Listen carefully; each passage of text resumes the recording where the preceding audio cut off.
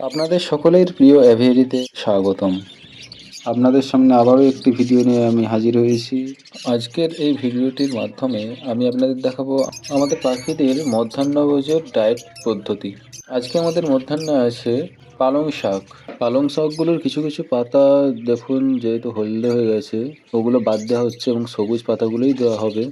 আজকের ভিডিওটিতে আপনারা কিছু গুরুত্বপূর্ণ তথ্য জানতে পারবেন এবং আজকে আমার ভাই সুরাজ আজিজ মল্লিক আছে, উনি সব আপনাদের বর্ণনা করে বলবেন এবং আপনারা শুনতে থাকুন।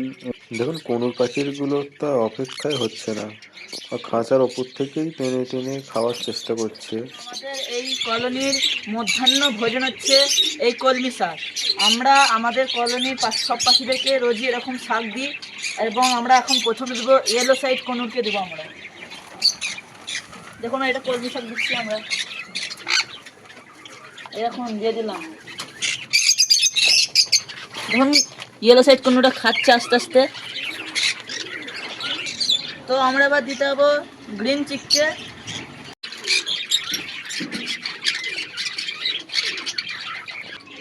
তো আমরা দিতে হবো এবার আমাদের সান কনুরকে দিতে যাবো।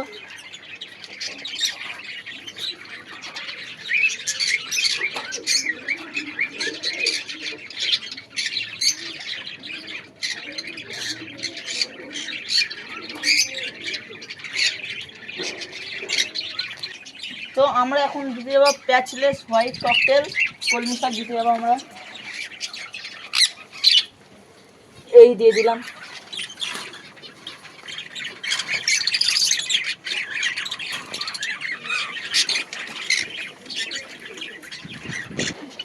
তো বন্ধুরা আমরা এখন দিতে যাচ্ছি বেঙ্গলি ফিন্সকে কলমি শাক।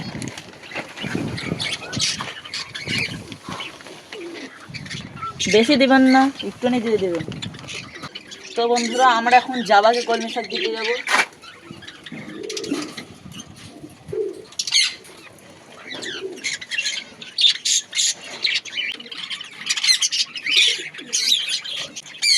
তো বন্ধুরা আমরা এখন এই জেব্রা ফিন্সকে আমরা দিতে যাবো কলমি শাক।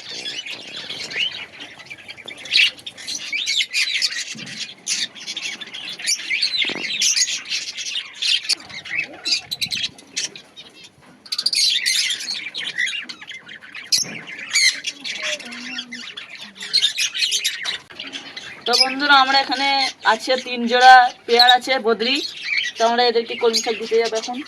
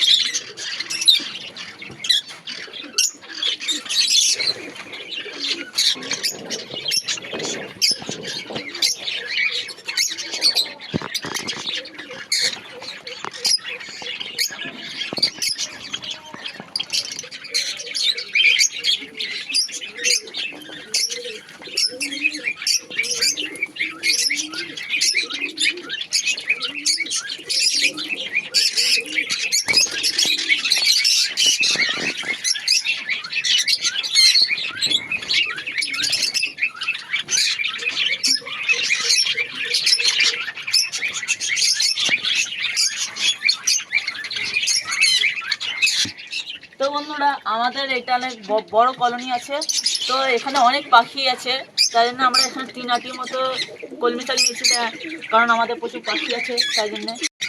তো বন্ধুরা আমরা এখন দিতে যাচ্ছি কলমি শাক।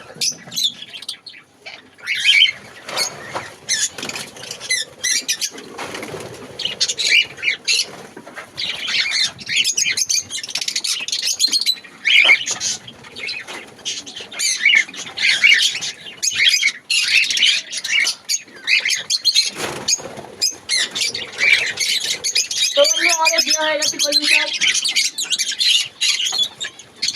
তো বন্ধুরা আমাদের এই কলোনির পাখিদের এখন মধ্যাহ্নে খাবার দিয়ে দিলাম আমরা কলমি শাক। তো এরা এখন খেয়ে দিয়ে এখন একটু বসবে, কারণ তারপর আমাদের পাখিরা সুস্থই থাকে এখন। এটা আমাদের মধ্যাহ্নে খাবার, আমরা রোজই দিই এরকম শাক শাক কিছু ফল ফল দিই আমরা। তো আমাদের ভিডিও লাইক করবেন, শেয়ার করবেন, সাবস্ক্রাইব করবেন এবং আমাদের ভিডিওকে অনেক ভালোবাসা দিবেন। আমরা অনেক নতুন ভিডিও ছাড়বো আরও। আর যদি আপনাদের কোনো পাখি থাকে তো আপনাদের পাখিদের মধ্যাহ্নে দিনে কিছু খাবার দেন তো আমাদের কমেন্টে যে বলবেন, আমরা রিপ্লাই দেবো আমরা। ধন্যবাদ।